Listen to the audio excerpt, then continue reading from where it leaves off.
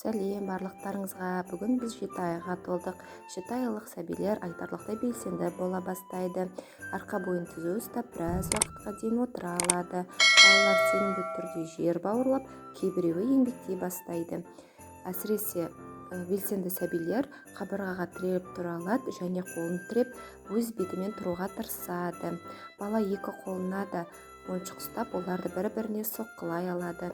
Ойыншықтарды қойып, жерге лақтырады. 7-ші ай нәрестенің танымдық қызығушылығын ынталандыратын уақыт, сондықтан оған айналасындағы заттар туралы айтып, денесінің негізгі бөліктерін көрсетіп атаңыз.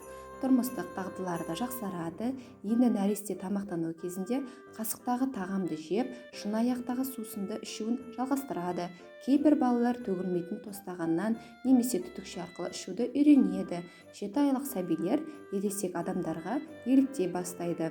Бұл оларды тамақтандыруды жеңілдетеді.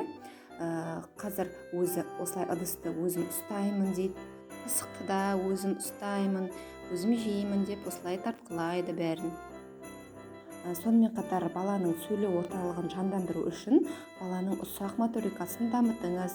Оған жіпке түзілген әртүрлі түстер мен пішіндегі үлкен ағаштан ойыншықтар жақсы көмектеседі. Айқында сіздерге бірдеңе айтып жатыр.